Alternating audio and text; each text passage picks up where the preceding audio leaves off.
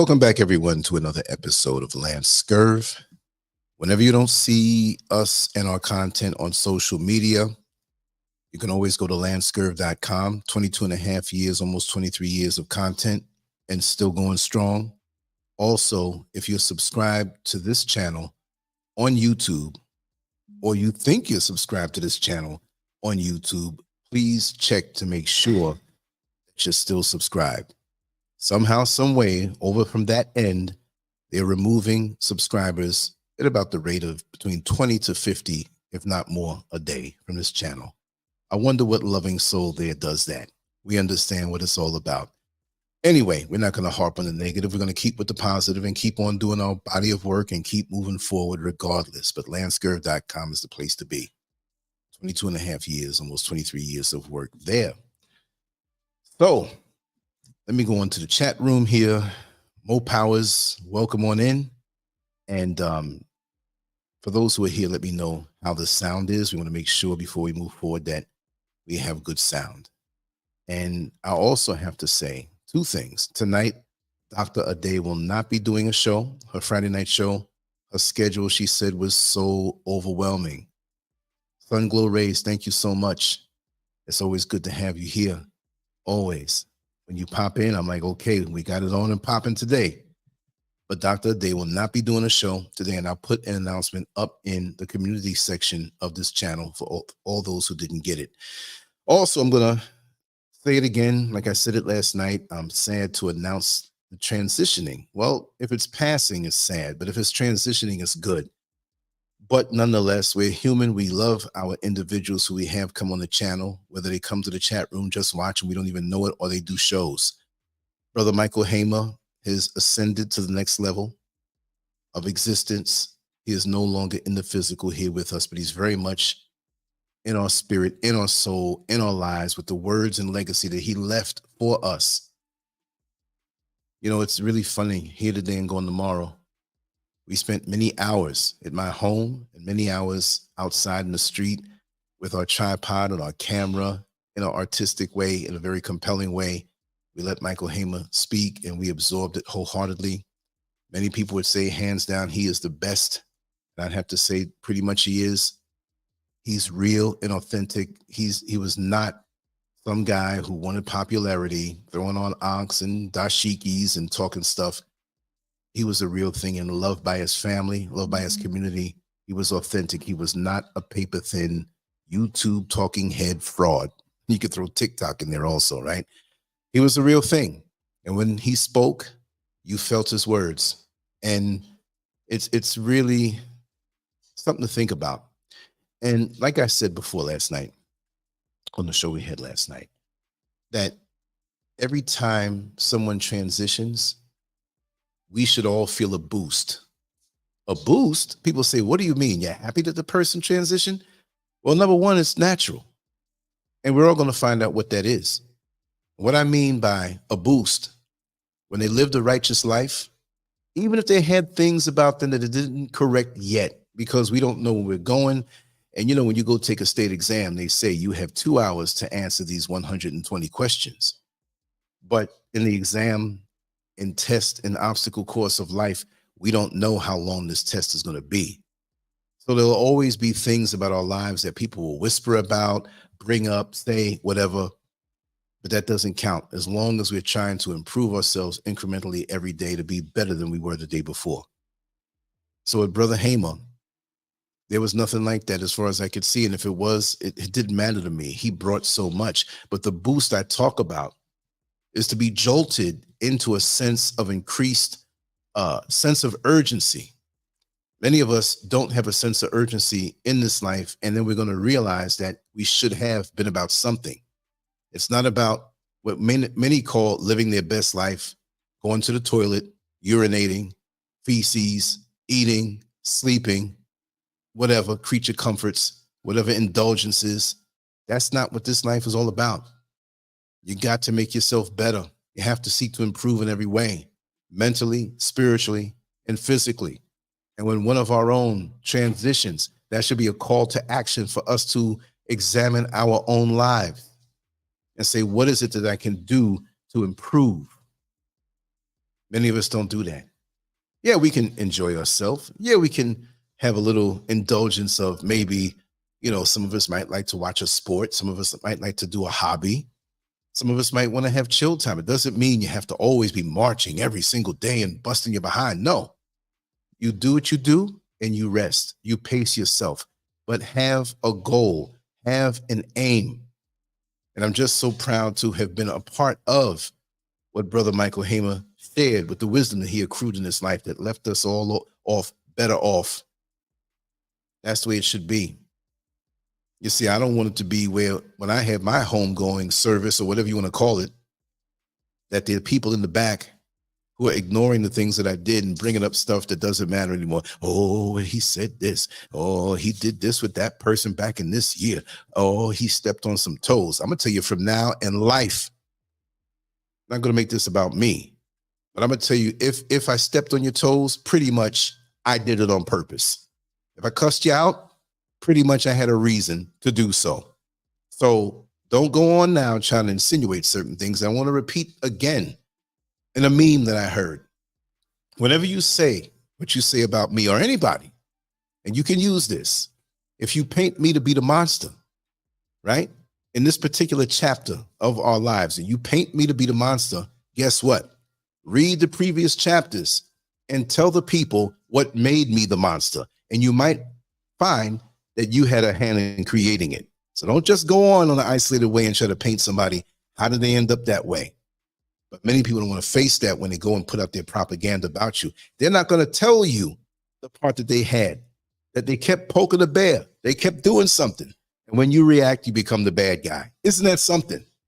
Well, I've learned to adopt being the bad guy oftentimes now as I move forward, because we have more fake ones in this world, more so now, that are adopting the visuals of righteousness, but they're not really about it.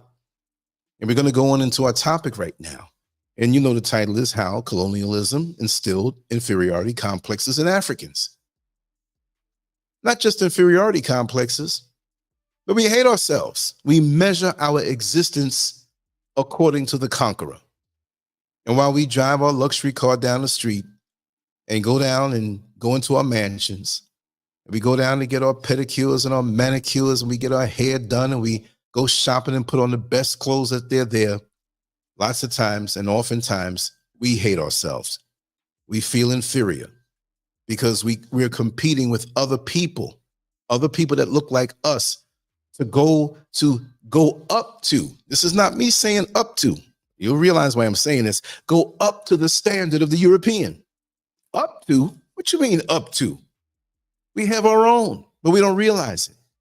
And this thing you see in the images, in the pictures on the banner to the right and to the left of me, rifles drawn, Africans with their hands up. They weren't allowed. It was beat out of them. And this picture that you see here was not anything from 300 years ago. These are recent pictures. When I say recent, a lot of things went on within the last 100 years, and a lot of things still continue to go on. When you look up at the moon at night, when you look up at the sun in the daytime, there are other people all over the world looking at that same sun and looking at that same moon. And what I've realized sometimes in talking to friends of mine back in America, because I'm in West Africa right now, they might look up at the moon and I'm looking up at the moon. And I say, man, look at that. You can see the same moon I do, and I'm on another part of the planet. So we don't know who's looking up at that moon and who's looking up at that sun at the same time, suffering, what they're going through, the life that you live. Don't assume that everybody else is living that life, whether it's good or bad. You understand? We just don't know. But the effects linger on. Oh, Oloju. Wow. From Guyana. Welcome in. Lovely Brown, I see you. Yes, I do. And again, sun glows rays and more powers. Welcome on in. We have 18 people in. Of course, it's a little early over there on the East Coast. And for me, it's 11:41 here in Ghana. So we use electronics in the stuff here for something good. Sometimes we have a little fun, but for the most part, I always like to wake up and bring something that's thought-provoking to stimulate you. Because if I can't stimulate you, if I can't motivate you, then what good am I in your life? And you got to look around to people in your life. What energy are they bringing, right? Is it something fraudulent? Is it something fake? Are they only there to position themselves to gain from you in a way that is lucrative to them? You got to sort out. Spring cleaning is every day in our lives because we have so many demons and demonic forces that are shapeshifters that come around us, and I have no problem running them away from me. The best thing you can have is a clean slate. Lion pride. I can't say all those numbers. Shalom, how are you? Yes, we're going to stay strong. But the bottom line, like I said, in this day and age, and I'm going to get into the topic, I just want to rant a little bit. But in this day and age, look at the so-called leaders. Look at how greed and envy and the lust for resources is being revealed, which I don't want to say the word conscious. It's been cheapened by the frauds. Oh, I'm conscious. And the things they do. Now, I flinch whenever I say conscious. I should have a little electrical socket that I stick my finger in every time I think to say the word conscious so I can give myself electric shock treatment to stop saying that word. It's a very much prostituted word. The other word, which is not going along with this subject, I wrote an article many years ago, like 15 years ago, family. The word family is the most prostituted word in the English language because it gives us a pass to get in the lives of the DNA sharers that may not be kindred spirits, that may not have your real spiritual DNA. Spring cleaning, y'all, every day. Winter, spring, summer, fall. Demonic entities are around us, evil people are around us. There are some good people out here. But I can say, and many of you will agree, that the majority of us are not good people. We're not looking to do good. We're not looking to get better. We're reactionary. We're like maggots. We see something, we want to grab it for ourselves. We're pack rats. And if we can't get what the other person has, we envy them because we feel as though we deserve it. What is all this for? When we're going to leave all of this stuff and nobody will even know our names 100 years from now. And the way they manipulate imagery. We know the great man that Muhammad Ali is, not just was, because this energy is still in existence. But if Hollywood had anything to do it, 150 years, 200 years from now, which I'm quite sure Hollywood would not be in existence. But if it was, and it maintained its trajectory, Muhammad Ali would be a white man with blonde hair and blue eyes. You see how they do? And you see how the effect that these people have on us. And now we run with it now. They don't have to stand over us and have rifles anymore. We are the ones that see each other and want to tear each other down. And when you call it out, I don't know why he doesn't like me. I don't know why he doesn't want to be around me. We got to be real and get these maggots out of our life because it's only going to hold us back. Imagine, there was a rap song many, many years ago. And what was the name of it? I forgot, 24 hours. Basically, it said, if you had 24 hours to live, what would you do? If you had 24 hours to live, what would you do?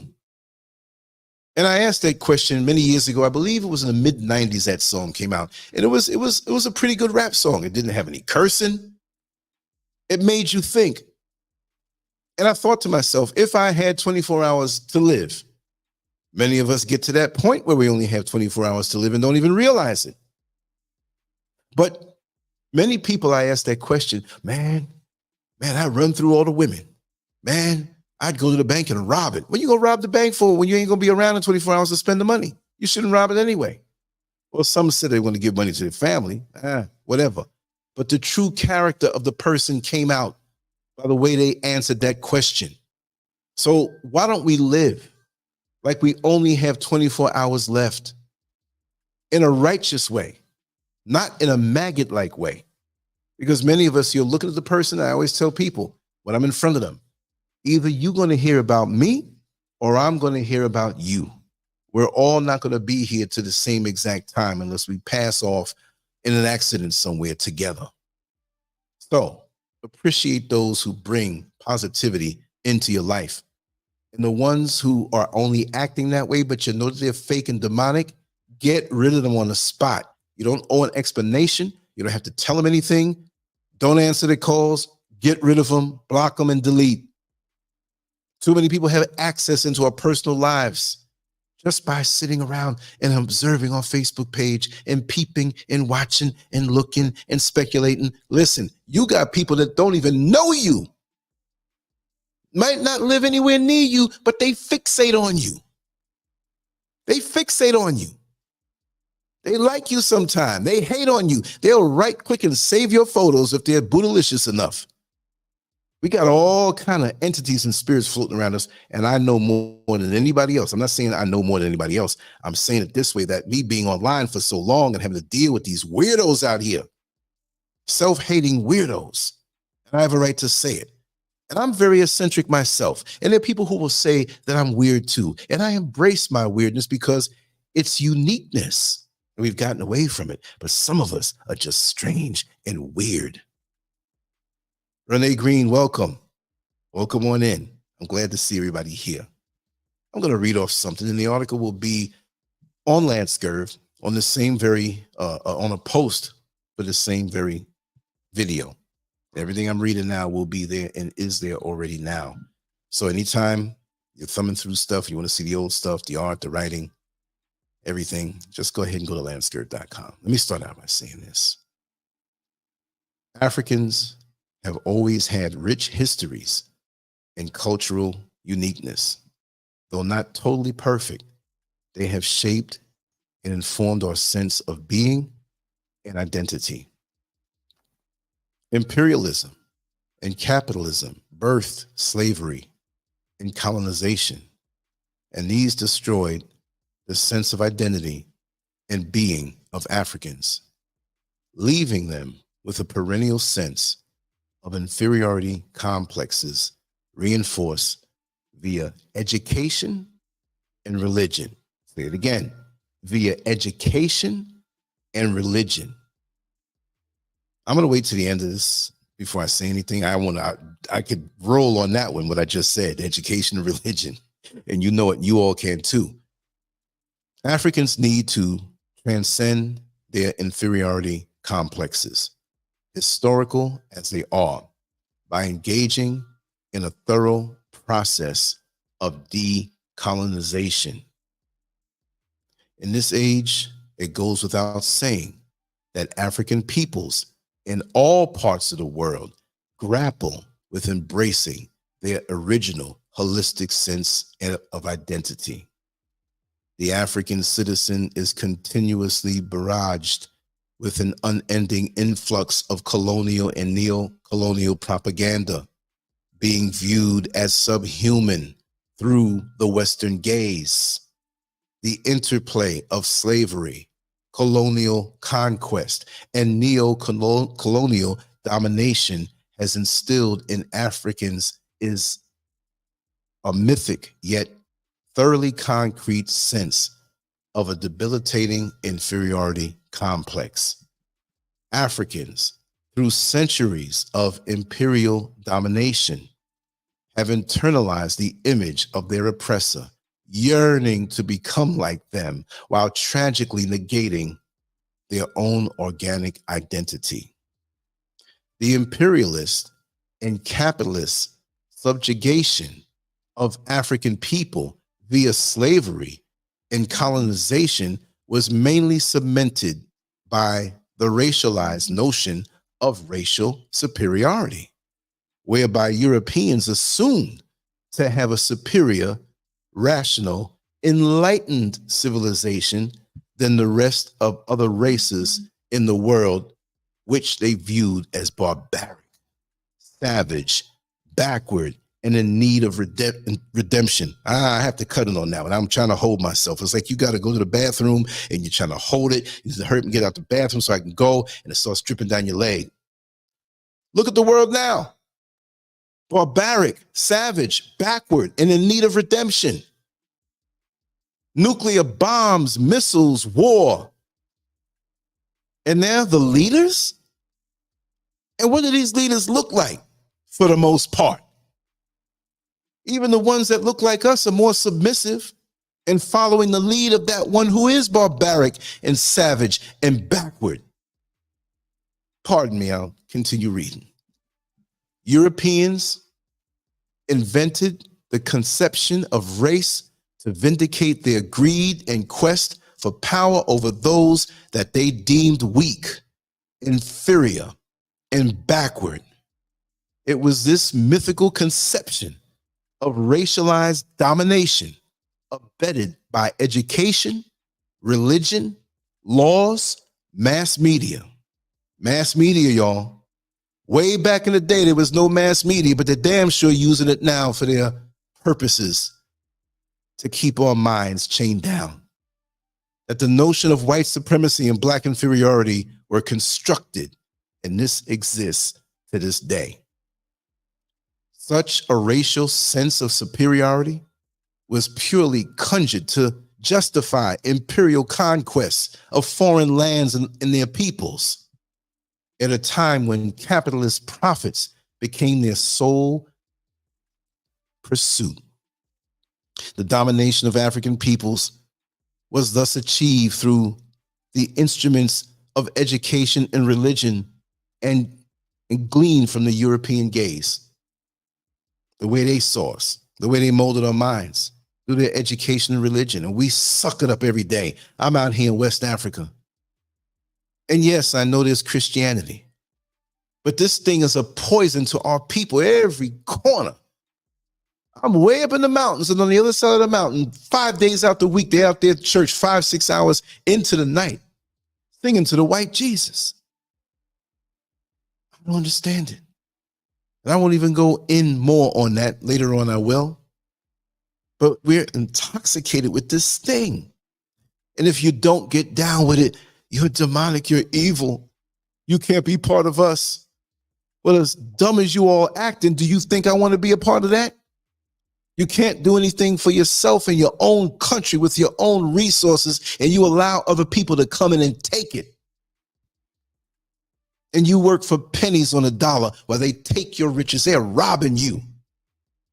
Anybody in their right mind would not let a stranger come into their house, and after you did your food shopping, after you bought all the things you needed to buy.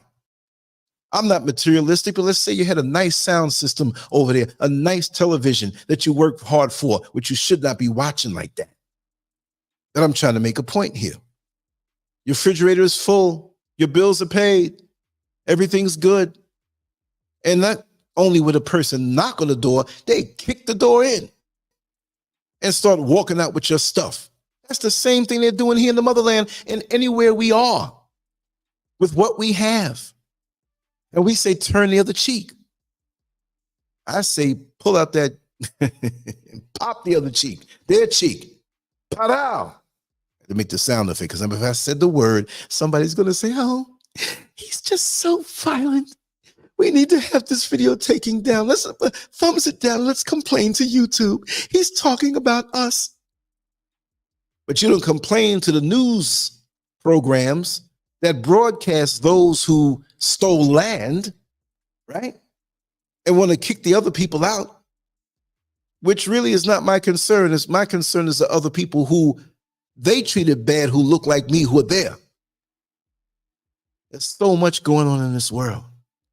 But at the end of the day, we don't aid each other. We don't support each other. We hate on each other. While the common enemy that we all have is taking us all off. But we're doing it to ourselves. So this is why it's a red alert for the black community worldwide. Because the black community is not the black community anymore. We say that, but we have no community. There is no commune. There is no communication. We're no better than that big ass man looking like a linebacker, a football linebacker running around in a dress saying, I identify as a woman. That's a mental sickness. You can't see reality. You don't want to be who you are. And to add on to that, yeah, I'm ranting. A lot of us as black men don't want to do the job we have to do in this war. We don't want to man the post, so we punk out. And it's not a white flag that we wave to surrender. As black men, it's makeup, a dress, and that blonde wig that we put on. Not we, me saying it, I'm saying we. We don't want to be men. because we know being a man entails something when it's time to fight. When somebody's in your face challenging you, looking to do harm to you, we run off like punks. And so how can our women respect us? That's a damn shame. I done forgot all about the reading and in this sadistic violence to achieve the unquestionable subservience of Africans was inevitable. Mass genocides, resource plunder, rape, torture were enacted on an unprecedented scale as the scramble for Africa heightened. Atrocities in Namibia, in the Congo, are irrefutable examples of this, and so much more. But as much as brutal violence was needed to quell Africans into submission, to serve the interests of colonial political economies, ideological, hegemonic domination was necessary to maintain the status quo and keep Africans, as they say it, in check. They got Africa in check. They got Africans all over the world in check to the point that so many don't even be identified as African. I'm not that. I'm not that. If somebody said that they think you're European, oh, yeah, yes. I somewhere down the line, I'm European. You might live in Europe. You might live in Germany. You might live in London. But your ass is black. Your ass is African. Stop. All of a sudden, you have a different type of accent, but your ass is black. And they don't like you, and you're targeted, and you're the least of us in their perception. And they know better, but they don't want you to know better, right? It was imperative for Africans to denounce their whole being in service of the colonial political economy. We had to denounce ourselves. Africans had to deny their unique spirituality, values, beliefs, modes of production, social relations, political and judicial systems. In essence, they had to slavishly denounce the totality of their knowledge and systems which informed their organic cultural consciousness. That is, their sense of identity and being. By rejecting their culture in history, Africans had to adopt the strangely alienating cultural belief systems of the European colonizers. The cosmological understanding of society that Africans intrinsically possessed was brutally undermined and was replaced with violent intrusion by Europeanized modernity. Mike Tyson moment. The import of this being that Europeans, because of diabolical notions of racial superiority, did not view Africans as human beings at all. So imagine some alien dropping out the sky and saying you're not a human, especially when you are HUE-MAN, the original, the ultimate, the 100% human, not compromised by animal DNA and GMO people that don't like you because you vibrate at the highest level. But some of y'all don't know about that. Go on and sing your hymns. Wash me white as snow. Imagine black folks in a church singing that while they look up at the white Jesus, continuing this thing and furthering our ignorance and our hate of ourselves. Right? It's crazy. To them, the Africans had no history, no sense of identity, and needed to be saved. How do they say it? You ought to be glad that we went over to Africa and saved you, your savages, and brought you to civilization. Oh, really? And you didn't even know how to wipe your ass at one time. You didn't even know nothing about plumbing. Doodling into a bucket and throwing it out the window. People walking up by got shit landed on them. Come on, and that's civilization to you? And look who controls our education in America. And they want to wipe away the history. Ron DeSantis doesn't want any critical race theories going on. They don't want to hear it. It's like you murder somebody and the cops come for you. I don't want to hear it. It didn't happen. No. I don't want to hear it. It happened. You going, buddy. But they have the power and control in their own civilizations, their own systems over us. There's a few of us in there that have to sit down and shut up and know the deal, but we can't say anything because we got to protect our paycheck. The hell with a paycheck. Nature's your paycheck. Walk away from it. Go out into nature. You'll find all the fruit growing, waiting for you. You'll find all the building materials that you can build the finest structures. Why do you have to hold on to these systems where, oh, please, can I have 2 weeks off? You mean? No, we can't do it. We need you here. Production is going to be high next week. And for the betterment of our company, you have to be here. You can't go. But I've been here for 17 years. I just need a vacation. No. Who's in charge there? Who's the slave master there? Although you get a nice paycheck, a nice home, nice car, but you can't enjoy it because you have to be the boy or the girl, right? Or the bed wench when you go into these jobs. I'm sorry, sisters. I'm not calling you that, but this is what it is. And you better be a buck, brother. And you know, if you had too much mouth or had a revolutionary look in your face, you had to be buck broken. What was that? Let me just say it. Screwed up in the backside in front of your wife. Screwed up in the backside in front of your children. Brought down. Oh, you have revolutionary thoughts? You want to think outside the box? We can't have Negroes like you inspiring other Negroes to want to get off the plantation. The plantation is all you should know. And then we're going to keep it going and indoctrinate your children with propaganda in the so-called educational system. And then you're going to bring them on over to the church and make them so docile. And when they feel frustration and anger as they get into the teen years and they see things for what they are, mommy, I don't want to go to church. You better go. You can't be no revolutionary Negro out here. They're going to shoot you down. We can't have that. Some get buck broken in their own house. In their own house. You angry. You don't want to sit up in that boring place looking at that white man in stained glass. Our old folks sing all these songs and you sitting there bored as hell. Only thing that you can get going is looking at a little pretty girl who feeling the same way on the other side. You're glancing at each other.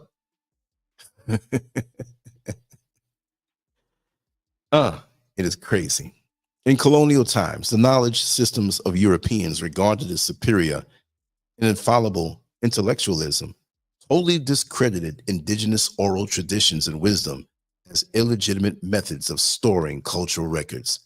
These lacked history, giving that Western knowledge systems believe written records are the sole signifier of prehistory and history. Without written records, African had no history according to racialized domination. Africans came to accept that they had no history and culture since these has been declared illegitimate and devoid of intellectual superiority. This served colonial interests well, for the colonized so voluntarily submit to this dehumanizing system of oppression and exploitation. They had to be defeated mentally, ideologically, and spiritually. And this obtains right to this day.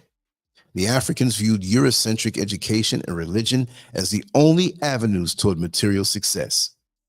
The aim was to strive to become like the rational, elite, white men. But it soon became apparent that no matter how hard Africans attempted to construct their being in the mold of the Europeans, they were never accepted as Europeans. Can you hear that? No matter how hard Africans attempted to construct their being in the mold of the Europeans, they were never accepted as Europeans. And the same goes for America. People say, Lance, you've been out there over 3 years plus. 3 years and 2 months. Not quite 2 months, 3 years, a month, and about 17 days. Don't you want to come back? Come back to what? I love my family and my friends. I miss them and we will be getting together. It doesn't mean I have to come back there. We can meet in another country. They can come here. I love the land. I love the mountains, Appalachian Mountains. I love the plains of Georgia. I love the beaches of Florida. But it's the system that always made me feel like I never belonged. You were never good enough as you were, unless you tried to Europeanize yourself to fit in. So here I am, a size 12 foot, trying to fit into a size 10 shoe.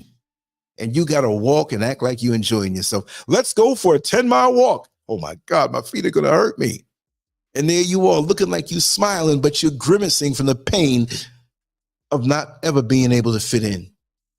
So I'm free now. And some people take their freedom as other ways because they're delusional and mentally off.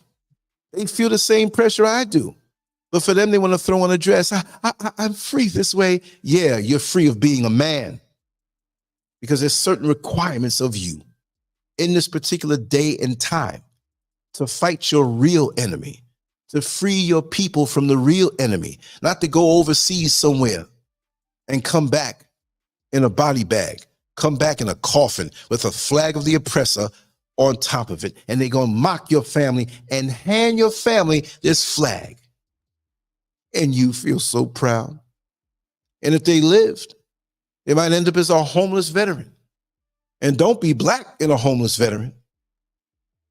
Medical needs, emotionally broken, psychological needs because you used us and messed us up. You have a fake smile. Yes, he was patriotic. He fought for his country. No, he foolishly fought for corporate interests. And like I said yesterday, I am not a hypocrite.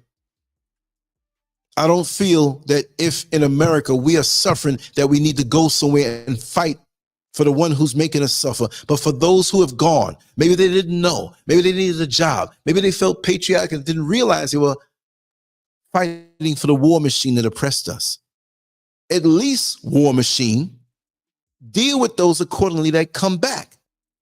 If they almost gave their life for you, treat them right. This is where I got a problem with them. I have a problem with those who went out. I have a problem with those who neglect them.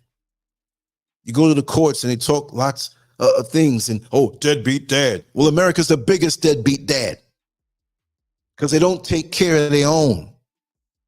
They have their children who willingly gave their life. I'm not saying they're children. I'm speaking in an abstract way. Sleeping under overpasses, in the alleyways, urinating on themselves, defecating on themselves, hungry. You in the warm house and you profit from the war machine, but they're out in the streets. New York City in the cold, sleeping over the grating, over the subways.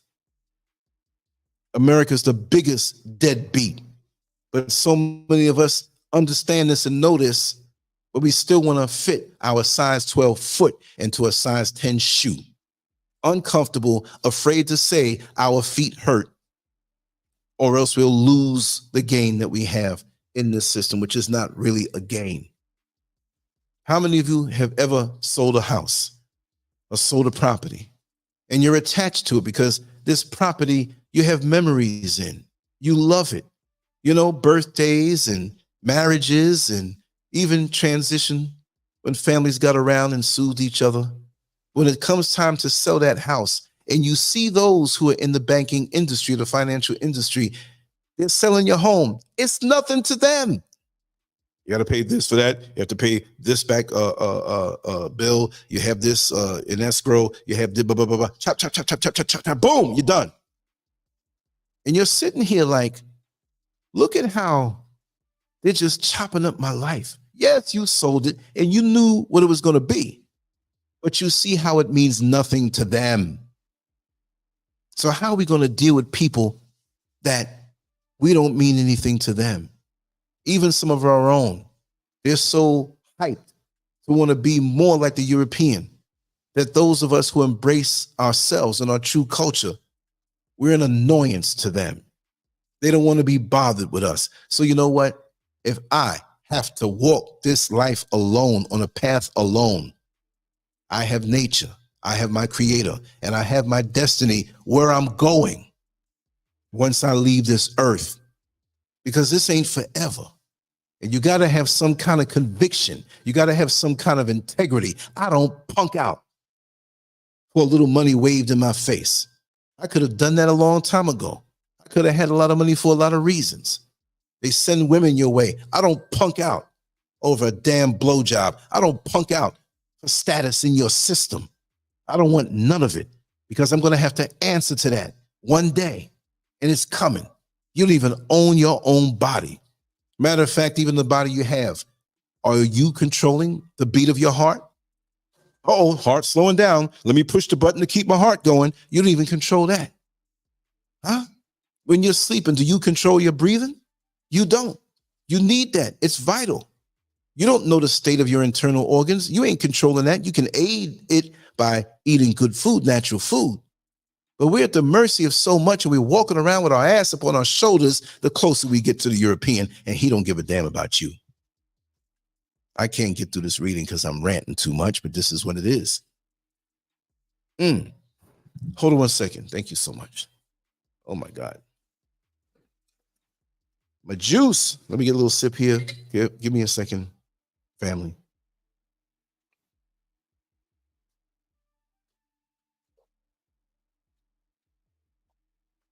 Here we go. Let's finish up this reading, and we're going to rant a little more. Let me just check, make sure everything is going good. Yes, I'll acknowledge the chat room. I'm reading something on a different screen, so I see so many different faces. Let me just make the announcement again. Dr. Day will not be doing a show tonight. Her schedule was overwhelming to her this week. She said she's going to double up next week. I told her to rest yourself, get your nutrition. You're working hard, but don't let it overtake you. That's what the enemy wants. You see what I mean? You can speed down the straightaway. When you hit that exit that curves a bit, you have to reduce your speed. And I'm one who learned to pace myself, because I used to push myself hard the same way, and I still do. But I have a little leeway where I pace myself, because I want to eke out as much as I can out of this body of mine and this wonderful life that is wonderful because I've made it that way because of my creator. I woke up, got out of the hellhole. Here we go. To this day, we are still entrapped in this quagmire. We constantly seek the European gaze to be regarded as human. In this tragic material reality, we still look down on our own histories and knowledge systems as irrelevant to our contemporary. Oh, I thought you were calling me. Yeah. We have become our own enemies because colonial domination othered us. I never heard it before. It othered us. While everything that came from the West was glorified and deemed infallible. You really don't understand. Over here, most of the folks, anything in the West and anything from the UK, oh my God, it's got to be, I got to go there, it's heaven. They talk of it as heaven. And why would you want to move out here? It's nothing out here. But it's funny. Those who you think are the orchestrators of the heaven of the West, they're over here with their hand in the resources. They're over here building beautiful homes for pennies on the dollar. And you over there in the West thinking, what's over there? You know, I spoke to someone the other day on social media. They saw me, they had a little light on there where it says, oh, Lancescurv's available. First thing out their mouth, Lance, I know you to be intelligent. I know you to be, thank you. I'm a regular dude. But why would you move over there? That's what I heard when they said that. They were like, why would you move over there of all places? And I took my time. And I spoke to them. Not that all of us ever had lots of roaches, but we understand what a roach does. Sometimes the people next door to you may have roaches real bad and they come on over by you. I'm not saying you got roaches. But these people, when they ask me this question, and I begin to take my time slowly but surely, knowing where their mind is, they are like that roach who's in the cupboard. You pull back your kitchen cabinet and you have all types of Campbell's soup, ketchup, mustard, salt, whatever seasonings you have, and the roach sees you and ducks behind these little bottles, these little condiment bottles. So you know the roach is there. So you take your time and move one bottle, move another condiment bottle, and you see the roach duck down even behind even more. You know that cabinet is limited. The shelf space is limited. So you have everything moved, and you have that small little bottle of olive oil. I'm just making it up. And you know that roach is behind it. And you pull it away. And you're looking at the roach, and he's looking at you, and it knows it's just a matter of time. So when people ask me that, why would I want to go there? And I take my time and logically explain, because I don't have to explain. But some people, you want to take your time and mentally make them see it. And because they're so caught up in the Western world and the Western way of thinking, it terrorizes them to see the logic in why you did what you did in removing yourself. But then there's another topic I want to talk about. I might do that show right after this one. I don't know. But I'm going to talk about it. I'm not even going to say what it is, just another topic along these lines. Education and religion, together with mass media, laws, capitalist political and economic systems, gender, class, sexuality, and political orientation have done more to harm Africa than can be imagined. While colonialism was more brute and direct, the contemporary age of globalized neocolonialism comes with immeasurable complexities. Eurocentric education remains dominant in Africa as it was in colonial times. Hallelujah. I'm going to say it that way. Not like it's a good thing, but that's the truth. That's the truth. I have to say it. If you come here, I'm in Ghana right now, so I'm not just talking about Ghana, but I know that there's other places because I've had extensive conversations on this topic and I know it to be the truth. If you ask a young African child, I'm not saying somebody 4 or 5 years old, but somebody 8, 9, 10, 11, 12, how are you? What's your name? Oh, my name is George. Oh, my name is Victor. Oh, my name is Richard. Wait a second. George, Victor, and Richard? What's your last name? And they pause. Usually don't want to say it. They say it with a low breath because it sounds African. And they've learned, if you want to aspire to be great in that westernized system, you better wear the name of that person, because they don't want to have their name read out and you can identify what they are. Oh, this must be an African. Oh, this must be a black man. Even certain names in America that are European, we've used them so much, certain names, that we know what it is. Come on, y'all. How many white men do you know named Leroy Jones? Certain names. Leroy Jones must be a Negro. There are other shape-shifted names we can use, but that's one name that I've always, noticed. Well, see, let me Google Leroy Jones to see how many white faces I see pop up and go to images. People don't think about things like that, but that's the way it is. The invention of race by Europeans justified the imposition of their one-sided view of the modern world, predicated on the warped logic of lies, manipulation, plunder, fraud, repression, and exploitation. Religion plays a huge role in sustaining this order presently, or presenting such reality as unchangeable. Yet the strands of Christian religiosity brought by imperialists has nothing to do with transformative and redistributive justice. Religion was employed to obtain the acquiescence of Africans as regards the latter's domination. This persists to this day and serves to reify harmful stereotypes and negative images that Africans have unwittingly internalized via the unequal power dynamics at play in this age. Africa is still portrayed globally as the hotbed of failed states, the backwaters of all poverty and regression, forever ensnared into underdevelopment. These narratives give neo-colonial masters the impetus to continue interfering in the sovereignty of African peoples. Against this backdrop, it is indispensable that Africans develop counter-hegemonic discourses, narratives, and practical action rooted in the altruistic, radical, and organic need to usher in a revolutionary consciousness and decolonization.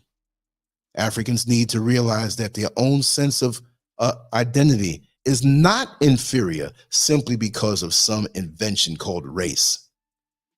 There is thus the need to fight neocolonial domination and its stranglehold over knowledge production systems that still render Africans as subhuman in need of saving. Africans need to realize the power of their being, the totality of their cultural history. The inferiority complex keep us shackled to capitalist modern-day slavery, and that the more we reclaim our indigenous oral traditions and wisdoms, our spirituality, and our sense of humanistic being, the more we will edge closer to the fruition of our decolonization and holistic independence. This is a protracted struggle, but one that is inevitable and truly worth it. Truly worth it. How could you live and deny yourself who you are? How can you be a kitten and identify being a kangaroo? How can you be an elephant and think you a snake? You are who you are. And we can't look down on ourselves. And this is all we do. It's worse than you think, y'all. This is not a joke. Most of us have already been destroyed. And when you have a parent who's destroyed, the children are automatically destroyed if they pass down the way that they think. And when you try to come up out of this whole religious foolishness and the educational foolishness, but see, we got to get good marks on those tests because we want to get a good job. So we're not being taught reality. We're just being taught the ability to spit back what we're told as good little Negroes. We'll get a degree in quotology. We quote back something that's not real to fit in. And we begin to believe this thing that is not real. And we'll fight with each other. And we scorn each other.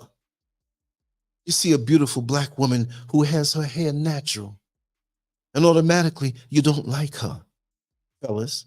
You see the beautiful broad nose that she has, the full lips that she has. And some of you are twisted where you're not thinking of her natural beauty. You're seeing them full lips and wondering what they can do. And you toss that woman aside after you use her for pleasure because that's all she's good for, because the European masters feel the same way about us. And their women feel the same way about us. We're only there for pleasure. And we go on and echo the same words when we present ourselves on these dating apps. I'm a well-hung black man. Why in your mind would you? Come on now, look. The people that Kanye West got a problem with, would they say that they are a well-burned something? Knowing their history? Would they say that they're well-burned? No. Well, why would we say we're well-hung? And why would we advertise the length of our penis as it means something to a next woman? But it does mean something if all she's using you is for pleasure. And you're just so glad to be used as a tool. Yeah, she white lady, she like me. No, she don't like you. She'll get the next one. Haven't you listened to the program that I had about the conservative white woman who has her interracial fantasies and things that she does in her double life? They can't even see you as human. Oh, he has such a big cock. He has such a big cock. Oh my God. Bring that cock over here to me. You're an animal. You know, human being. But because you get to stick it, because back in the day, the white woman, slave master's wife, was forbidden. And it was nothing better than your own sister. But because they convinced you that it was forbidden and it was something better, you prized it even more. You had your beautiful black woman, and when that Missy Ann or whatever you want to call her walk by, she can fart. And you'd be like, ooh, that must be some perfume. And you were just so glad to climb between the thighs of a white woman, and you felt like you were in control for a little while. Is that all you have to offer is pleasure, little buck boy? Huh? Is that all you offer? And you so glad to just be that to them. And so many of us, and it's funny because, you know, our history and our migration and our mindset and the cultures that we have are so complex. And I'm just telling it like it is, y'all. So many of our family in the Caribbean, especially men, I can say back in the day, but I'm not going to say back in the day like that. There's a little period in there where we had a lot of men from the Caribbean who, just like some of the white brothers in America now, but they had a love for the white woman. Oh, yeah. They'll come to America, migrate with their wives, but if they had a chance to nail one of them, they'd jump to it. They would do things to them and for them in the bedroom that they would never do for their own woman. I'm not even going to go there this morning. And they were so proud.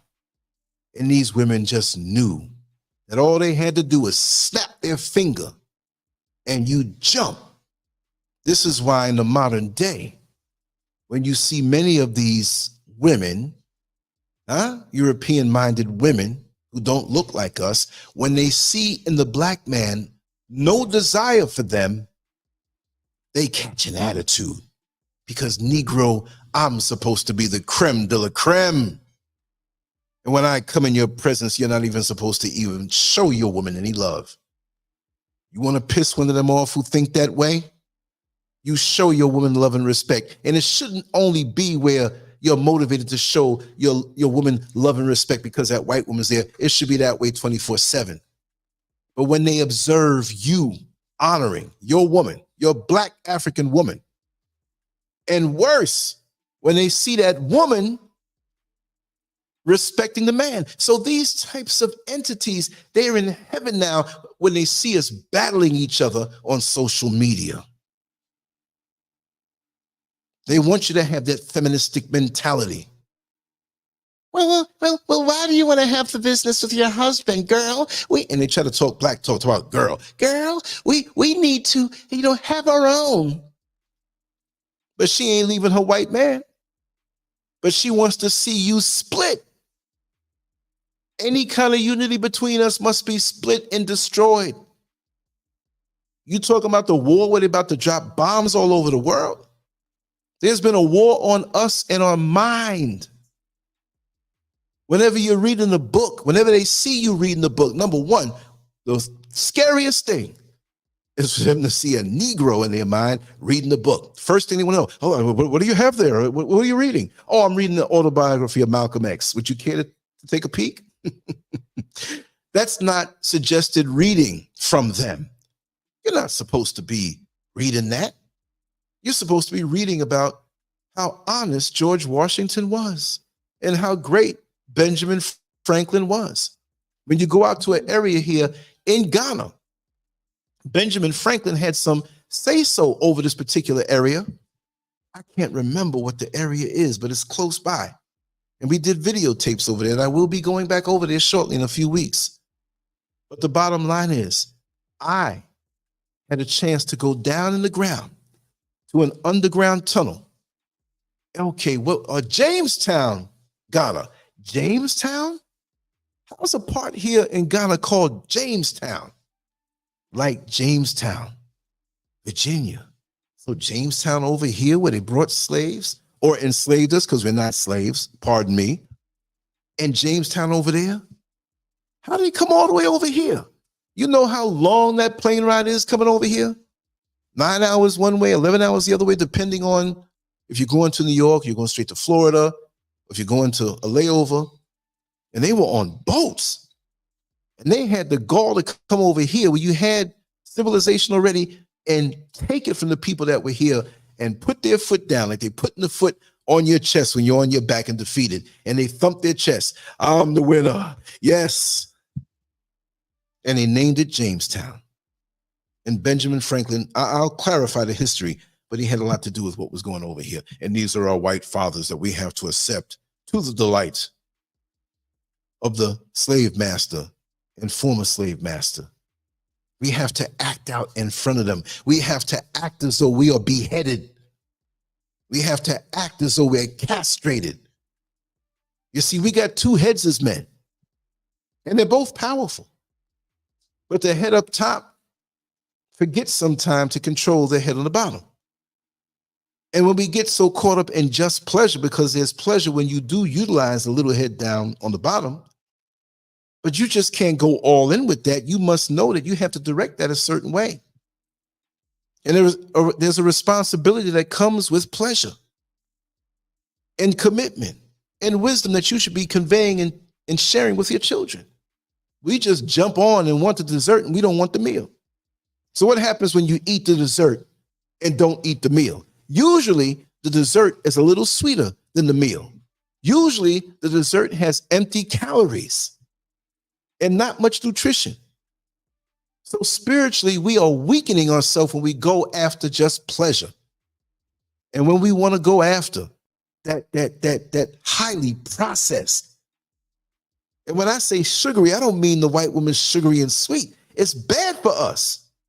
You like sweet things? Or go into your kitchen, if you have, or foolish enough to have white sugar, and take a big handful of it and dump it in your mouth. It's sweet, right? But it's not good for you. It will make you sick.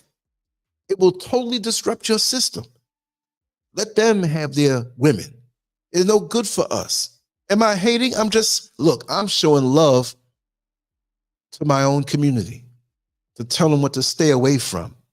Like they said in the article, religion and education. With his white woman and firewater, tricks and lies, he stole America.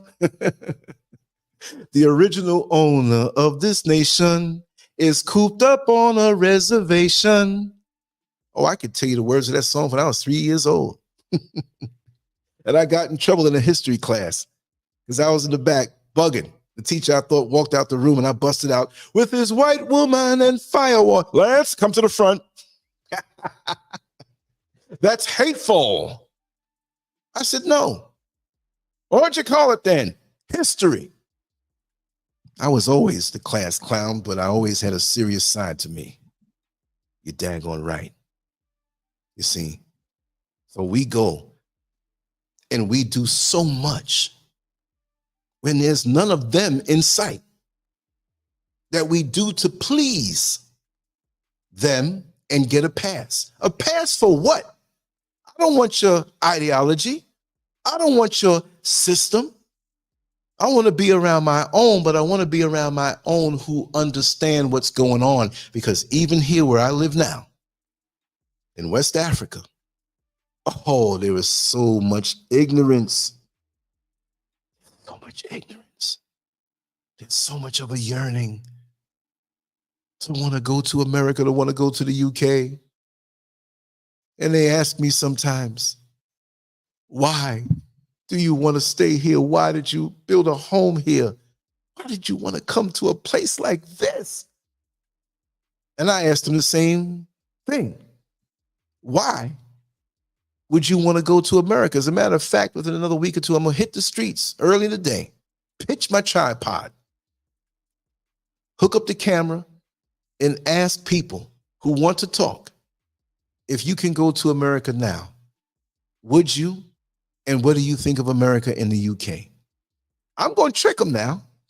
I'm going to smile with them. I'm not going to say nothing bad to them. I'm going to let you see how their face glows. If they want to talk a little religion, I'll encourage it. I'll be in the background. Hallelujah. Praise Jesus. I'm going out as a secret agent to show you what I see and what I know. You're right, Lovely Brown. They stole everything and got the nerve to tell others to go back to where you came from. Right? Ain't that something? And they can't stay from over here. They put you down, sisters, on your shape, on your buttocks, on the fullness of your lips. But you can't keep them from coming over here and wanting to be all up under them. Yes, they do that. And some of the sisters, not all, they'll lay down with them because they think that it's an upgrade. They'll lay down with them because they've honored money so much that they'll sell their souls. And when you see them walking down the street and you really look at them, you can see they're not comfortable at all. And just like the other day when the show that I did with talking about Umar Johnson and the white man with the black woman, that she got on the comment section, I see you talking about my video because you're clout chasing. You bitter. And they people who are going to come back and try to tell me something like they educating me. The comments, well, happiness is happiness, and love knows no color. Until he smacks you in your face and tells you about your ugly black ass when you don't fall in line being a bed wench. I'm not mad at you if you go up the dead end, because after a while you're going to realize you can't go no further. But you made a track and a video which shows that you're not right in the head yet. Then if you chose the wrong type of man, don't go say that one race or another type of man is the answer. Because many of us are wired that way with the self-hate. So they have to come and attack me for saying it. Like, I'm going to say it. Like the Millie Jackson song from back in the 70s, I just had to say it. I'm sorry.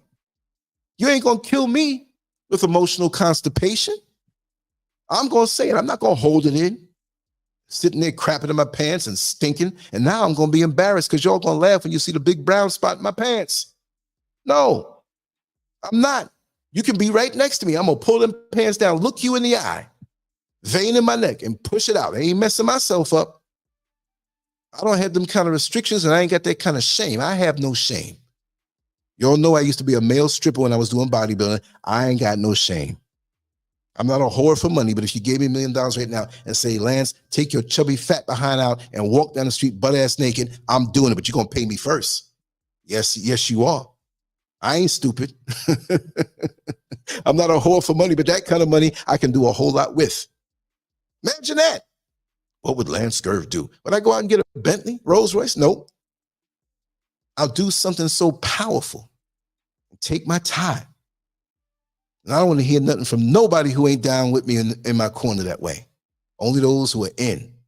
We're going to build something powerful that's going to be profitable, that's going to break down this way of thinking. And I'll be self-funded.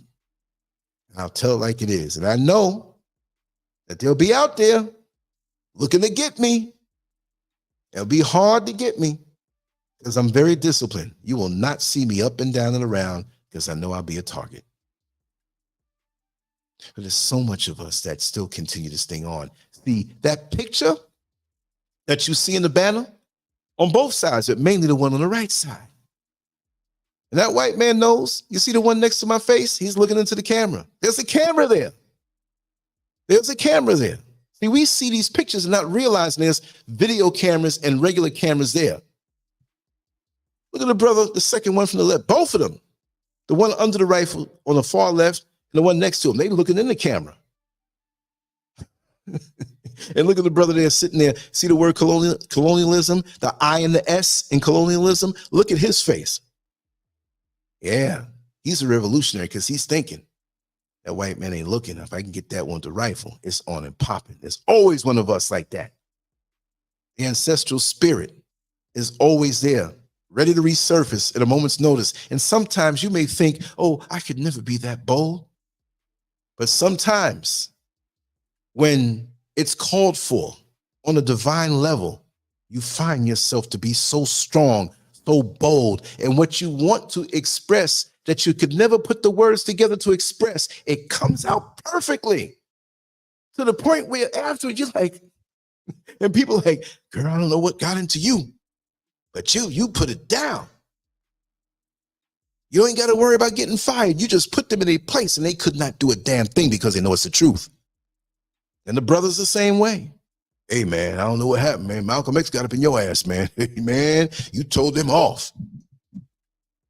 Because they know what's right and what's wrong also, but they like the wrong. See, they got no problem doing wrong to you. They know what's right and wrong. That's why when they see you in your original spiritual practices, they get scared and they want to know a little bit about it more. And that's why when I go up into the Volta region or up in the mountainous regions where you have all types of spirituality going on, a lot of it may not be real. In the cities, a lot of it is not real. It's to get that money.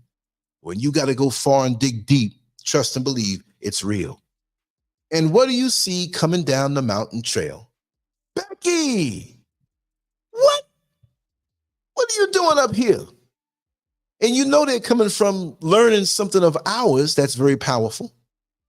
And they're looking at you like, what the hell are you doing here? You're not that type of Negro. You're not the African. We can tell you from America by the way you talk. So who are you to come here? And you want to learn my root. You want to learn my spiritual root. And you feel I'm violated by coming here, but you feel the right to be here. Look at how the sickness goes both ways. You can't have your own. Everything you have has to come through them. But you can't have your own. Damn, I gotta ask permission to kiss my own woman? Don't peek into my bedroom at night. I'll be paying you a lot of money if I have to get permission. You want to upset that process. And so you see these Beckys coming out the mountain, coming down the mountain to where you're going, and you know that's where they came. And the foolish ones here open the doors and allow them to learn the secrets. This is why they had to get rid of Brother Cosmo. And for those who don't know, back in 2016, was it? Brother Cosmo was killed. They say he killed 3 cops. He wrote 3 books that were phenomenal. I have one of them here somewhere, and I'm going to start reading out of it. He got killed at 29 years old, but his trajectory of knowledge, and he left the service. He was in the armed forces. I think it was as a Marine. And he left, he got out, and he took off to Africa, different countries, and he went up in the mountains and dealt with spiritualists and knew all these different things and came back and wrote these books. So who knows if that was some computer-generated foolishness to just kill him. But he reached out to me, and he said, Lance, I respect your platform. I want you to interview me so I can help to get these books out. And I said, sure, brother, and we did that. In that video that I have, the hits do not go up on it. It's suspended by YouTube. And that was, 7 years ago. And even years before that, I have content that they don't deem proper. And again, that's why I say they remove subscribers every day from this channel. All these years I've been doing this, all this content that I do, once, twice, 3 times a day, walk around with cameras and bring something to you every day, the subscribers just go down. So check to see if you're still subscribed to this channel and resubscribe, right? Sometimes you don't see somebody, you go back to the channel and say, wait a second, I didn't know I was unsubscribed from him. But it happens, and so many people see that. You see? So you got to be careful, right? But yeah, your birthright, what belongs to you, you shouldn't have. They have to handle it first before they deem it proper for you to handle. And if it's something that is powerful, that will liberate you, that will empower you over the propaganda they put in your head, you can't have it. You can't have it. It's got to be filtered, chopped up, processed by them. And when you get it, it's something watered down. This photo I'm looking at in front of me on this banner is a damn shame. What crime did these Africans do? But these folks want to step in. But they're beast-like. Look, even a beast has more love in their heart. They have instincts. But even when a beast is full, it ain't going to bite you. Because all they want to do is eat. These people, they take everything from you and want more. Huh? They take all your food And if you happen to be nibbling on 1 grain of corn, give me that. You can't have that. Where'd you get that from? We ain't supposed to have nothing. Leeches. And that's what it is. Anyway, if anybody wants to come in, I'll always extend that you don't have to show your face. The banner is up so you wouldn't show your face anyway. You can hit the link and say a few words if you want to. I would welcome it. This will go on forevermore out into cyberspace. And just like I am so happy to have been a part of Michael Hayman's life before he transitioned, you know, these things are a way to preserve moments and discussions. And even then it won't last forever, but the vibration of what we absorb in cyberspace that we choose, we just can't let things be handed to us. Because we'll be looking at all kind of booties and all, you know what I mean? We got to be focused on what we choose to put in our system. It's not just food, but on a mental level, we got to choose who we have around us. People just being next to them and they're not right, it's going to rub off on you. Even looking into the eyes of somebody evil or wayward will average you down. Like I said, when 100 went to bed with the number 50, 100 woke up at 75 because it averaged out with 50. And 50 gained, but 100 lost. So these people, you say, well, they can't affect. Yes, they can. You get around them, you get in an interaction with them. You have a white outfit on walking down the street, and there's a pig cussing you out in the mud. And you can't take it no more, so you want to fight the pig. And you beat the pig, but now you come up out of the mud, and you got mud all over your suit. And the pig is busted up, still laughing at you. Oh, you fought me, and now you got mud all over you. Now you're just like me. That's why you stay away from fools. There's a reason why that word is in the dictionary. They'll speed bump your speed as you go down the track of life. They'll slow you down. Bust up your suspension. You ever go over a speed bump, didn't realize it was a speed bump, it was a dark road? Boom, boom. First thing you think, oh God, there goes my suspension. It'll let you slide the first time. But if you keep doing that and hanging around these types of entities, they can be nice and smile and be fraudulent. But once I get a peek of what's inside of the person, you gone.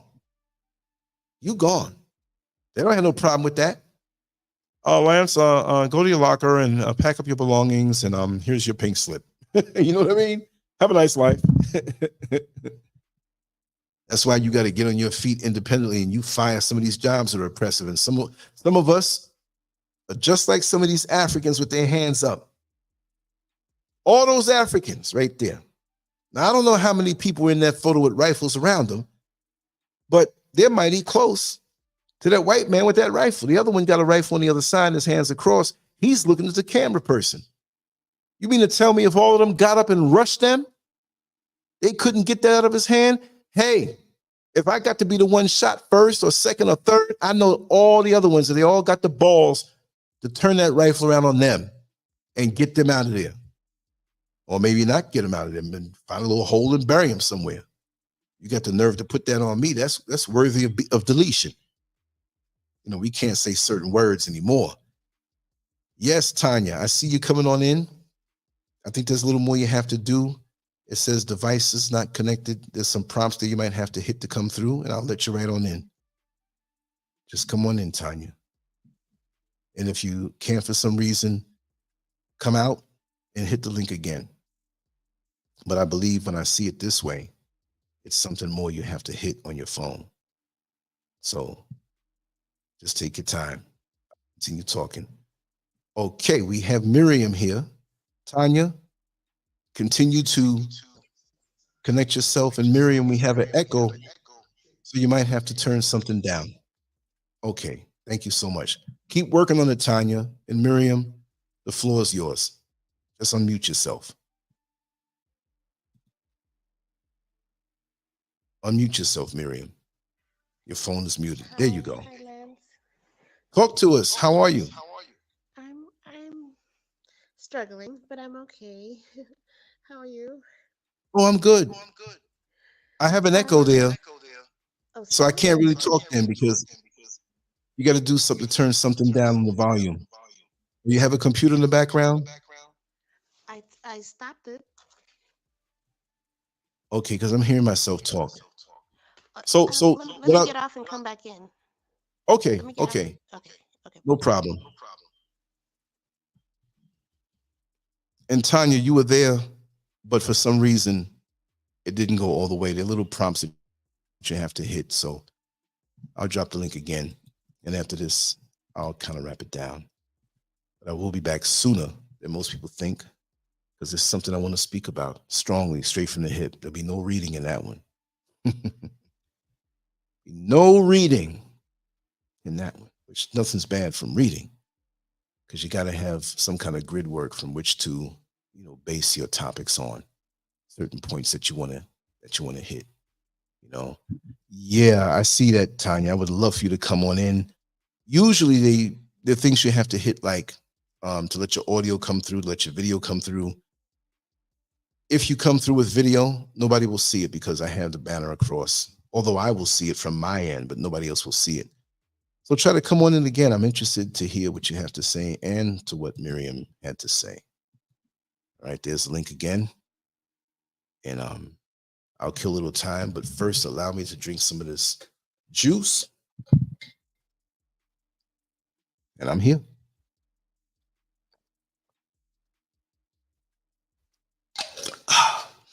And it's always my show that has the most technical difficulties. I wonder why. I wonder why. It's crazy. But I will say, family, just understand I'm not a doomsayer, but there's so much deception in this world more than there's ever been before.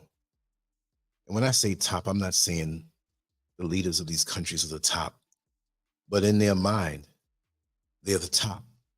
But in actuality, they're the bottom. We can't let their fear mongering, their media arrest our minds from what we have to do to maintain our freedom or to even become even more free. Because it's not like you just wake up, okay, I'm going to move here and I'm free. No, it doesn't work that way. I'm still in the system, right? But I'm a little more out of it than I ever been in. And it doesn't mean you have to leave the country. It makes it a little easier to not have to deal with seeing these entities, right? But you can still from within detach yourself from the system by detaching yourself from these lusts that they have. Yes, Miriam is back. Unmute yourself, Miriam, and the floor is yours. Hi. How's this? This is much better. I don't hear myself. Okay. Okay. Take your So, time. thank you. Okay. So I just want to say the reason why I'm calling in is because, I'm a little older, and I don't want that I have knowledge in my head, and I don't give it to my brothers and my sisters. If they can use it, use it. If not, just throw it away. But I want to help in the progress. Right? Understood. Mm-hmm. Okay, so just a little bit of background. I was a very lost person. Okay, I didn't have much guidance, but and I made some serious decisions. But in the course of it all, I learned a few things, and one thing that I learned, if I can explain it right, because I don't usually talk to people, but one thing Take your that time. Take your okay, time. one thing that I learned is to have a solid identity ourselves. We need to have something that we do, something in the action world, I agree. something in the speech world. And by speech, I mean our psychology, our religion, our culture, the kind of thing that you pass down to the next generation verbally, Yes. and something mentally, something our schematic, like our schema and our brain, our way of thinking, our typical thing that we would automatically think. You know what I mean? Yes. Now, okay, those are the physical things, and I'm a little worried because I see in the Black community there's a whole lot of people talking about only science, like no psychology, no religion. So I try to limit to those three things, but there's a whole lot more, right? Take your time. Share it. Okay. Okay. I'm with you. I want to say I agree with you 100% so far. Okay. All Right right. on point.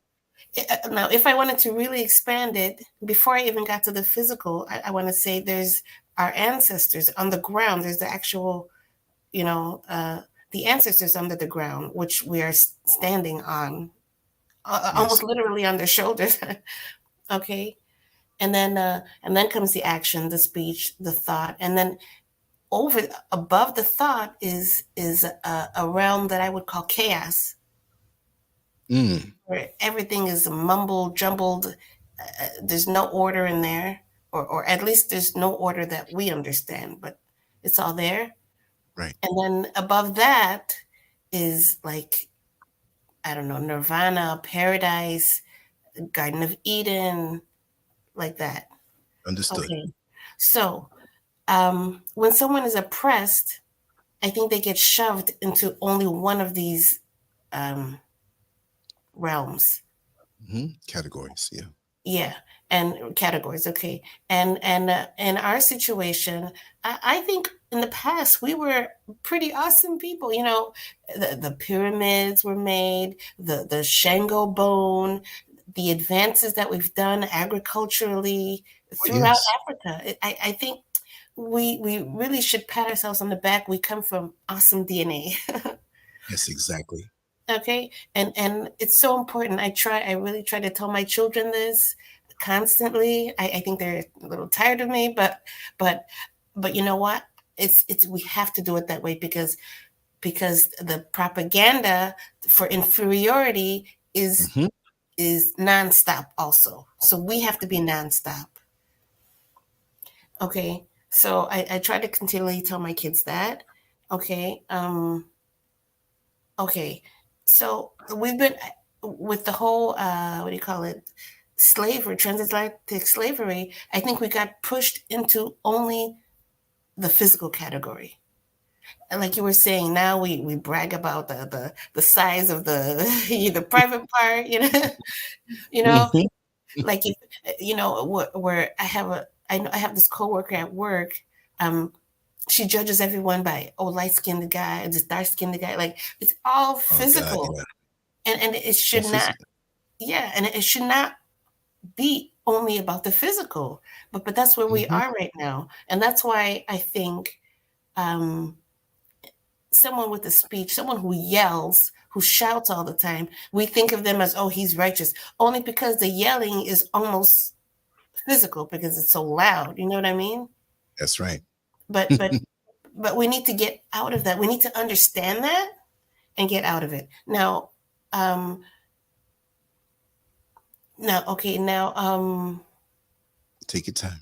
yeah, I don't think we need religion, but we do need a way of life, a code of conduct. I do think that because I know religion can be restricting, but it can also be such a fire. But people do things. People have wars because they have this belief. You know that needs to be harnessed. I know we're saying, "Oh, get rid of it, get rid of it," but I think we're throwing away a force, and we should think twice about it. Yes. Yeah. Okay. So we've been relegated to just the category of action, but I think we need to push through, which I think we are with YouTubes and TikToks and all the social media. I think we really are pushing into the category of speech. And now there is a group of people who've been reigning supreme in that category. So there's going to be a bit of friction as we come in. You know what I mean? Mhm. And uh, I guess people call them the small hats, or you know who these people are. They have the media, and but the thing is, we have to understand. Nevertheless, we need to have our speech. We need to get through that category. We don't have to like my misunderstanding was I thought we needed to become Jewish people, or we needed to be Hebrew Israelites or whatever. But no, we just need to have a harness on the power of speech, our own speech, meaning we have to have our own media and everything that represents. We It's need to have our own psychology, our own religion. We need to make it with our speech. beautiful. Yeah. Okay. And then eventually, I mean, this is where we are right now, but that's just the tip of the iceberg because we still need to pass through speech and get to thought. And thought is where we'll be ready, I believe, to fight against white supremacy. Hmm. Because I think a lot of those people they're more thought oriented. That's why I don't think they really know anything. That's why they do all these surveys. Studies show. You know, water is wet. You know, Yes. they need to do all these surveys because they don't know. They're just I think so. Everything's I think. I think. Therefore, I am. Like they think thinking is, and the strange thing about thinking is there's no bad thought. There's just thought. But I think with them, I don't know if you saw the movie The Joker. Oh yeah, no, I've seen so many spinoffs. Is it? Yeah, there's one I like. There's one I really like, and he was the one. The man. See, they had the other one who killed himself, but the last one, I really like that movie. Yeah, the last one. That was beautifully done. It was. It was deep. Go ahead. Oh no, I said it's very deep, and in certain ways, I'm going to say this and go out on a limb. Not the actual makeup on the face Joker, but there's certain aspects about his life that I identified with. I'll say Right. that boldly. I can go into detail another time if people don't, if they think I'm off my rocker, but how nobody understood him. People Mm-hmm. kept coming at him, and then he had to bite back. You know what I mean? Yeah, and It's the Joker, he mhm. he Go ahead. he the way they made the movie, like you almost didn't know if he was thinking this or if he was doing this. You Hmm. know, Hmm. I don't know if you noticed, like when I think he actually killed the neighbor. There was this neighbor that he liked, this black girl. Yeah, yeah. And there Yeah, was this other guy that helped him out on the job, and he yeah, killed him right there. And they had the little midget that was kind of pulling away, like, "Please don't kill me." You know what I mean? So, yeah, yeah. I yeah. remember. So I honestly, I could be wrong, but I really think that's how a lot of Caucasians live. There's no divide between the thinking of something and the doing of something. Just like the Joker, it's like they were really putting themselves out, which I think they've been doing a lot more lately. And so that's what we have to deal with when we get to white supremacy. They just think of something and then they're doing it the next thing which is why you get all kinds of weird hanging people on a tree, cutting their parts, Mhm. eating it. That's why you get all these weird. These are the stuff that's supposed to dwell in a dark imagination, and then you Exactly. don't you don't like certain things from the thought world you don't transfer to the speech world. Certain things from the speech world you don't transfer to the action world. You know what I mean? Right.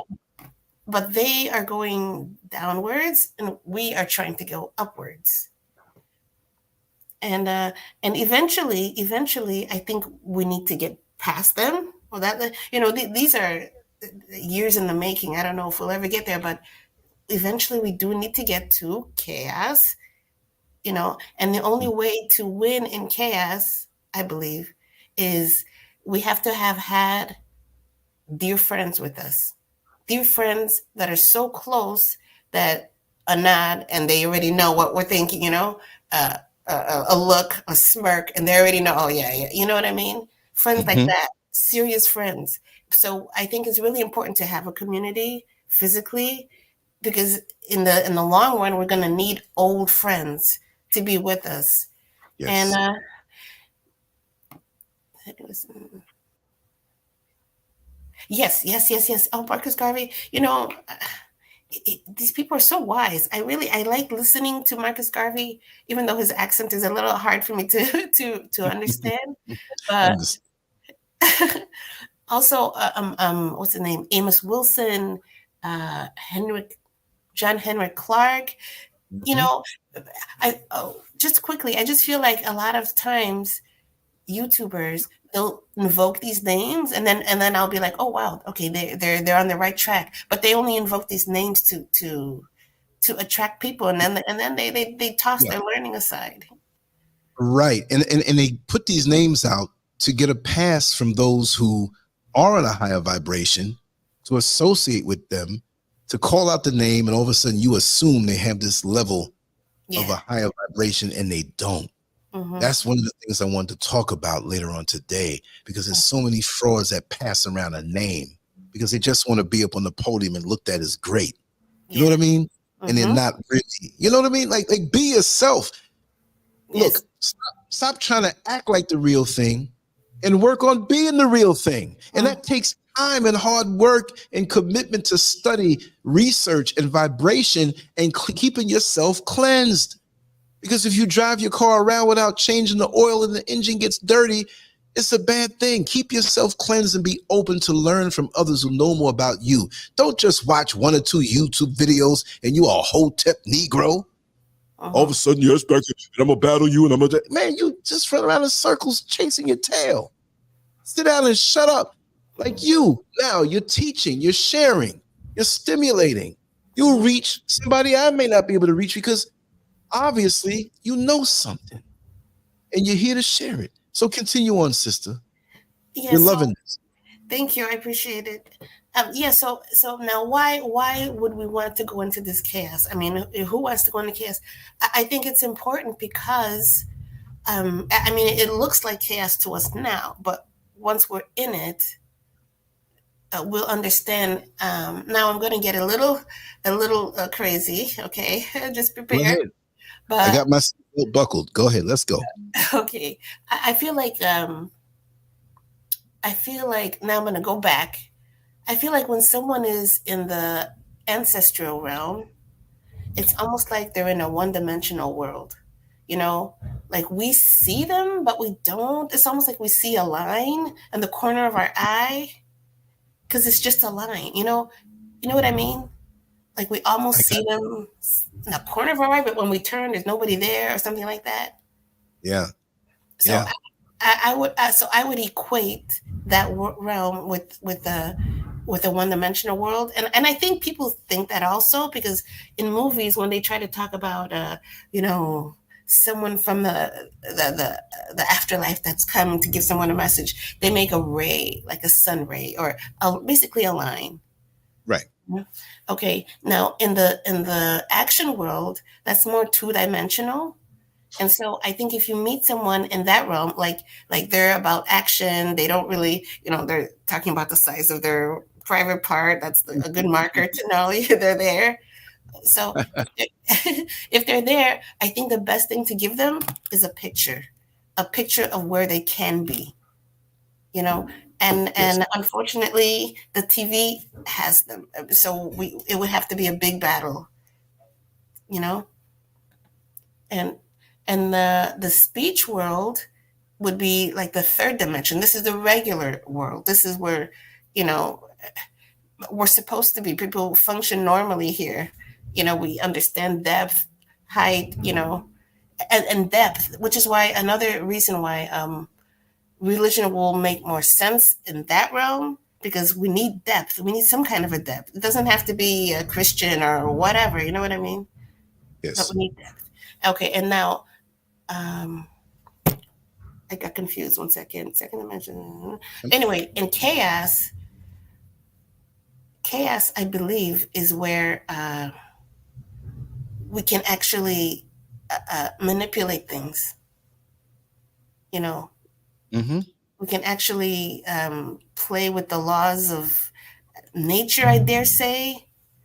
But I think it's very important that we rise to that level, because then we can make the world right, and that will bring on the paradise dimension category. You understand? Because the chaos is going to make the paradise, but we have to get to that point, and we are so below, so far behind. We're still in action. Some of us are still with the cock measurement, and but thank God YouTube came up, internet is up. we are reaching each other more than we've ever. Like, I learned so much about Africa. Like, I'm so embarrassed of how I thought of Africa before YouTube. Understood. Yeah. We've all been, we all have taken a hit in some manner, mentally, physically, and spiritually, not just in one, but combination of one or all of them. We come up in this crooked container. You know, look, if you were born in a trash can, you're gonna smell like garbage until you washed up. Right. You know what I mean? So that's what it is. So we have to understand that it doesn't mean there was anything wrong with you. Like you said, you may have made decisions that you wouldn't make now. I have been there. I've done that. I wouldn't say regrets because it taught me a whole lot. But at the time, I said, man, I regret this, whatever. But when you pull away from it, you understand the beauty and mosaic of what your life has been, is, and will be, and that you have a modicum of control to make your heaven on earth, like it was said in the chat room. But it's really something that in this life, sometimes it can take a whole lifetime for us to figure out a part of it, but you have to keep on striving. But don't let me interrupt you. Keep on going, sister. Yeah. So I'm just going to close off with this. I want to say, and I'm going to bring up the Bible, but there's a story in there about, Esau, right? And Esau was, they say, is the progenitor of like the Western Europe. Now, the only one who was able to defeat him was it's this guy named Hushim. I don't know how to say it in English, but Hushim. Now, what was so special about him is he was deaf, and his name Hushim in Hebrew means senses, like eyes, ears, nose. I mean, sight, hearing, taste. It's almost as if when somebody's short, they call him tall guy, to compensate for his shortness. Right. Well, let me interject. I have a friend of mine. He transitioned also a couple of years ago, and all the girls that he knew, okay, they all used to call him little man. They're like, man, you're like 6'3". Why are they calling you little man? Until this was in corrections. I won't say his name or anything, but we had to have gun training, and we had to change outfits and different things, do the pepper spraying and everything. And so I don't look at no man, but I didn't know he was standing and I was tying my shoe, and I looked up. I was like, oh my God, now I see why they call you little man.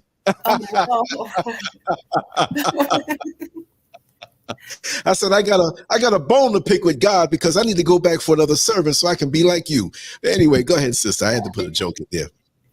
Yeah, no. So this guy Hushim, which means senses, it's very interesting that he was the only one who was able to fight this Esau. And why? Because he didn't have the hearing. He wasn't exposed to the propaganda, the constant praising of Esau. He was just able to. He was like, why aren't we having the funeral for Jacob? And they're like, oh, because Esau something. And then he just took out his knife and killed him, and that was it. But the moral of the story is that we need to have our senses. We can't give them our sight. We can't look at everything they want us to see. We can't listen to all their messages. We can't eat the food that they want us to eat. We have to take control of our five senses. Our five senses is like a candelabra. Is that right? I don't know how to say it. Like the 2 eyes, the 2 ears, the 2 nostrils, the mouth. It's like a seven candelabra. I don't know. And we gotta put good oil, olive oil in it. We can't put we can't put junk. We can't put garbage to light the candles. And I'll land my plane. No, but you're right, though. You're right. And what you just said about we can't eat the foods they want us to eat. We can't watch the things they want us to watch. It's like they're guiding us. Yeah. Have this control by dropping things in front of us that we react to. And like I always say, when you react to something, that stimuli is controlling you, because you wouldn't have done that action, which is a reaction. Choose how you are going to act. Consciously think, even if it's in a split second, how you're going to act. Even if it looks like a reaction, you know it's not a reaction, and you know that you're not controlled. Because when I get up in the morning time and I say to myself, you know, barring some type of emergency or something cataclysmic, that this is what I'm going to do today. This is what I'm going to manifest today. I may not say 50 things, but when I knock one down, I'm looking at the second one. I have what I have to do for the week, for the month, for the year. Right. Goals, visions, and I don't want these other things to jump in my way to clog me up. Yes. You know, my phone number's out there. I'm all on WhatsApp, all in all kind of ways. And the amount of booty pictures that I have sent to me. Hey man, look at this girl, whatever. I see it, but I'm not looking at it because right at this moment, I have to do this. Why are people throwing rocks in the road when I'm driving over? It's not just that type of stuff. It's other stuff too, but you know. But that's a powerful one. The lewd picture, the lewd things. Yeah, as a man, it punches you in the face. I mean, like it hits you. Ooh, not that you're looking for that or what, but it's like, whoa.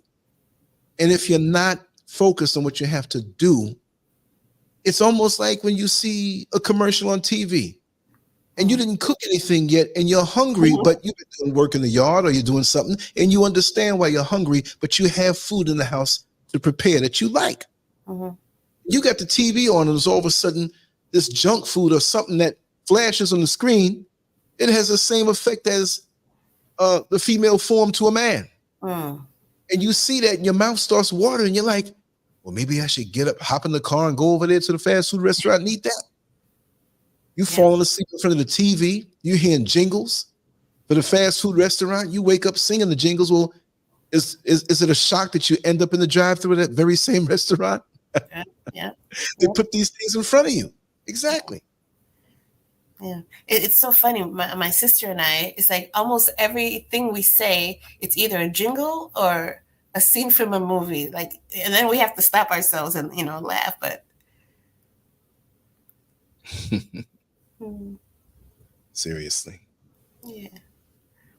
Okay, I'm gonna get off and keep listening. Thank you so much for your podcast. I hope people are learning and doing differently. I hope I say that for myself also. Well, we're going to learn as long as individuals like yourself come on and share. I'm just a platform. The plate doesn't bring much, but the food that's put on it is what brings the nutrition. I know I have my experiences, my little funny ways of bringing things, but it's everybody who's in the chat room and those who leave comments and bring something that we can vibe. Until then, I'm always going to give my all. And I appreciate you and everybody else here who shares. That's what it's all about, sharing. I'm just one person, but collectively we're stronger, It's like an alloy. It's like a metal, two metals that are a little weak, but when you combine them, they become strong. So that's the way I see myself. I need you to become strong. We all have a way of expressing things. We need to open up our mind to know how to absorb things that come to us, even if it's not expressed in English the way they want us to talk. But I talk very abstract sometimes, and sometimes if people don't understand how I talk, it doesn't make any sense. But I'm making a point because we all express ourselves differently. We all receive knowledge differently. So let's not get caught up in, no, you didn't say it this way and that way. Take it as it is. Filter it through. Of course, you don't accept anything into your mind, but take the good and leave what is not useful. I won't say bad, but just not useful. And as long as we do that, we'll go up and we'll go up higher. But thank you so much, Miriam. And feel free to come anytime. And if there's anything you want to share with everybody, because people tell me things, I'm like, listen, come on the show and share it with everybody. You know what I mean? Yeah. Whenever my numbers and stuff are there, reach out to me and we will make something happen, anytime. Thank you. Thank you so much. Yes, that's what it's all about. And the way she said that, right? She said a lot of things, Sister Miriam, right? But the first and foremost thing that hit me hard is we can't allow them to keep putting stuff in front of us that we absorb. She didn't say it that way, but what to eat, what to think by the media they put out. They're controlling us still. We walking down the street feeling free. Oh, this ain't like the civil rights time. You know, I'm walking as a free black man or free black woman, but your mind is arrested by the things they put in that social media that you shouldn't be touching. So when you go food shopping and you buy things to bring back to your home from the market, you might bring some type of pesticide or some type of poison for some type of insect that's invading your home. And just because it's in the shopping cart and coming home with you, do you have a dish in front of you that you cook? Might be some vegetables and some beans and some rice. And you say, listen to your child, bring the poison. I'm going to sprinkle it over my food. I'm quite sure it has a good taste. No, we don't do that. But the bottom line is that what's put out there to seem so good to us is poison. But all they got to do is sugar it up a little bit, and that numbs us, and that numbs our judgment to understand that, yes, this may taste good, but it's something that's not good for us. And so that's how I try to live my life. And I'm going to wrap it down now. It's been wonderful. Thank you, Sister Miriam. And I know Sister Tanya wanted to come on. If ever, Tanya, if you're still listening to this, we can record something and then we can put it out if you have those type of technical difficulties, long or short. There's many ways to skin a cat. We still have our conference line. We can get on there. There are many ways. So when one shuts down, we have the option of going through other doors and continuing the dialogue to go. So on that note, I'm going to sign off right now. And we'll be back later on. I'll surprise you, but this is not it. This is the first round of a 15-round fight. So anyway, thank you so much.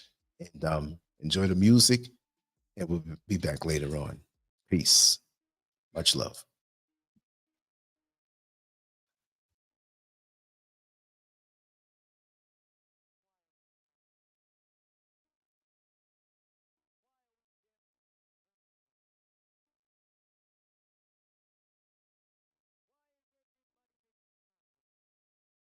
Okay, we don't seem to have the music playing. I don't know if you can hear it, but I'm not hearing it from my end. So at least the technical difficulties happen at the end of the day. So we don't know what's going on with that. So we're just signing out. Okay, I know what it is. Dumb mistake on my part. Dumb mistake. I got too much levers and buttons and things to twist around. And okay, here we go. Peace.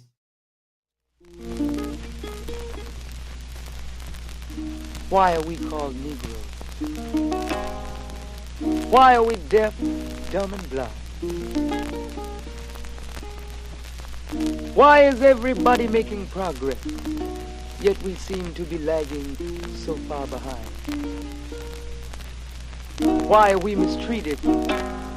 Why are we in this condition, stripped of our name, our language, our culture, our God, and our religion? Here in America, all of our religious training has been gotten by the preacher. He has told us of a heaven way up in the sky that we can't enjoy now, but rather after we die. But all of the years that we're living, for us there's nothing but hell, pain, torture, and misgiving. Yet the Bible speaks of a heaven filled with material luxury, which the white man and the preacher has right here, so we see. So my friend, take it for what it's worth. Your heaven and your hell is right here on this earth. So let's check back into history, which rewards all research and tells us plainly that before the white man gained entry to the East, he was living in the caves of Europe, a ravenous beast, eating juniper roots and eating flesh raw, till God sent Moses to civilize him and teach him the law. Then, following Marco Polo, an explorer, he gained entry into Asia and Africa. From China, he took silk and gunpowder. From India, he took jute, manganese, and rubber. He raped Africa of her diamonds and her gold. From the Mideast, he took barrels of oil untold, raping, robbing, and murdering everything in his path. The whole black world has tasted of the white man's wrath. So my friend, it's not hard to tell. A white man's heaven is a black man's hell.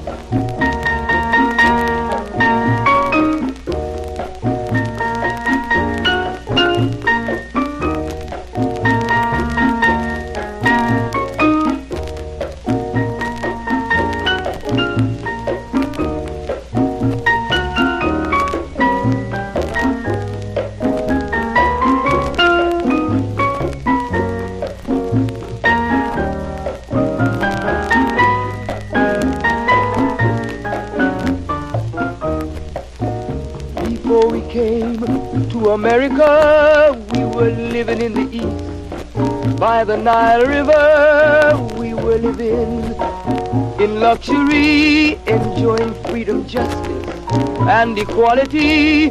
We wore silken robes and slippers of gold. We were the wealthiest and the wisest people, I'm told. Now we are the poorest of the poor. Nobody wants us at their door.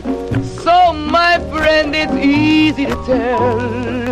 White man heaven is black man hell.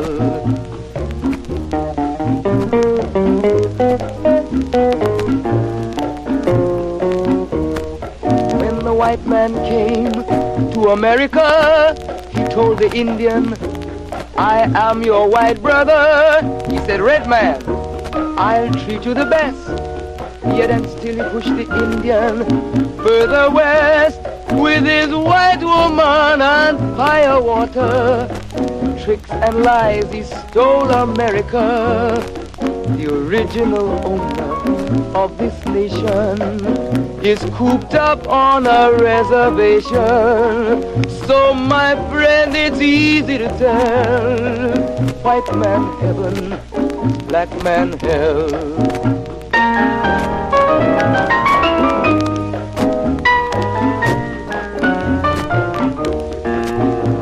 He needed someone to work the land. His back was too weak. He needed you, black man, so he commissioned Sir John Hawkins to commit the world's most grievous sin, to take a man who's born to be free and bring him down to slavery, to sell a man as merchandise, on his body put a price. Oh, my friend, it's easy to tell. White man heaven is a black man hell.